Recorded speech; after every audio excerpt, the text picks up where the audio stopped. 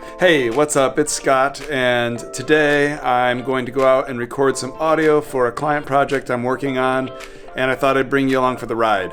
I'm going to show you the gear that I use to record audio out in the field, and we're going to go out and do some recording and see what we get.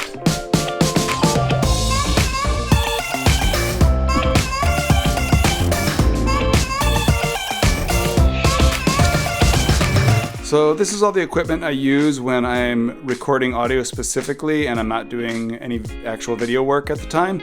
I'll repurpose my camera bag, which is a Mindshift rotation pack, and the hip pack on this works really well. If I take all the camera gear out, I can use it as a field recording pack. I use the Tascam DR60d.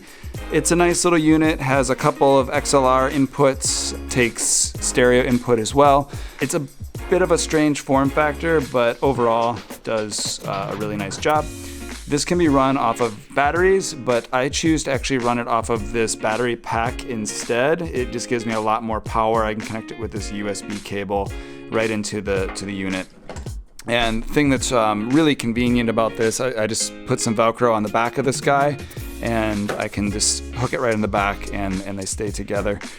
So that is where all the audio recording happens. It provides power to the MKE 600 microphone. This is a great little shotgun mic. I've got a Furry for that to deal with wind when I'm out in natural environment. It's really important to have something to prevent the wind sound from being picked up by the microphone. Hook that up with an XLR into this unit. The microphone will get mounted on this Rycote shock mount, and this will ensure that there's no vibrations passing into the microphone. I just mount this onto a GorillaPod. Super simple, but does the job, easy to hold. I do all my monitoring with these headphones. I've had these for a really long time. Sennheiser, what are they, HD280 Pro. And then everything is gonna go inside this pack here. So as you can see, this gives me a real nice wide open space in here. This unit will fit inside here, and I'll be able to run my cables out of this and just wear this on my hip belt and start and stop recording whenever. But the light is starting to fade, and so I think it's time to get out there so I can get the audio recordings that I need, and I'll bring you guys along for the ride and we can see what we find. Of course, this is how it always goes. It starts raining when you go out to do something.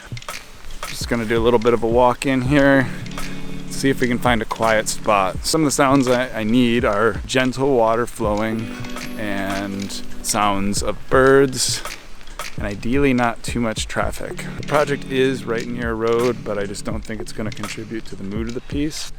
So I work with shotgun mics. I suppose a case could probably be made that a stereo mic might be better for recording things in the natural world, getting kind of environmental sounds, but I don't have one of those, so this will do the job.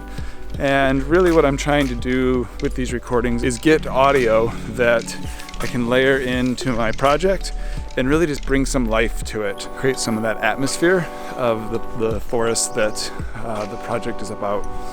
You know, some people will go on the internet and just download these things, which I do a little bit of, but what I find is that you're not sure always where those recordings are from. And for a video of this type, where I'm really talking about a local ecosystem, I want to make sure that it's accurate.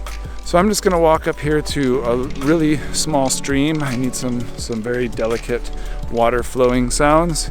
I'm hoping we can get some silence. We're really close to the highway here, and it's quite a bit louder right now than I was expecting it to be. It's almost 8 o'clock at night, so I thought we would be settling down, but we'll see. If it doesn't work, we'll find another spot to go that is quieter. You can see it's a pretty beautiful place. Nice and green.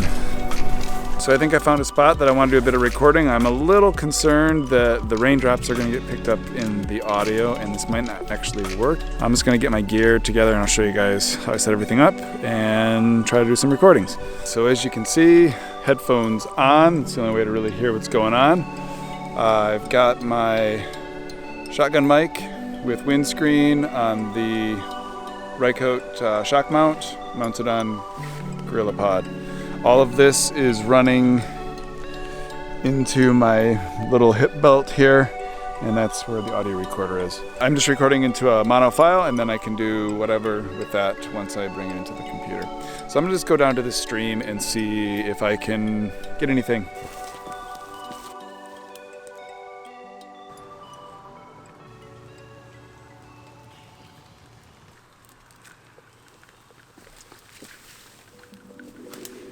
So I'm picking up lots of raindrops.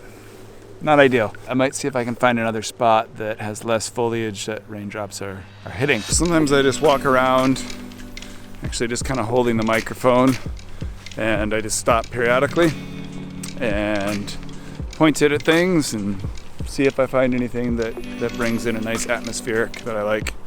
Right now we're getting lots of road noise, but I hear a Swainson thrush.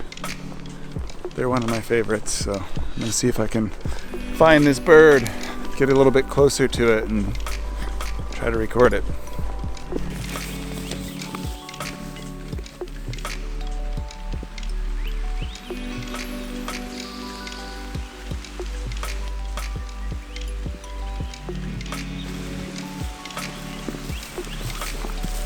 So now it is actually raining, so I think I'm gonna pack it in. I'm kind of frustrated because I could have done this earlier today, and I just kind of messed around at home, and so it just kind of goes to show sometimes you just, when you have to do something, you should just go out there and do it, because now I might have missed my opportunity. But what can you do? That's okay. The biggest thing I wanted you guys to get out of this is that adding your own sound and your own sound design to a project really elevates it to the next level. I hope you guys enjoyed this video. Thank you so much for watching. If you have not yet subscribed to the channel, I hope you'll subscribe. Drop me a like on this video if you found it helpful. And until the next video, keep getting out there and making beautiful stuff, and I'll see you soon. Peace.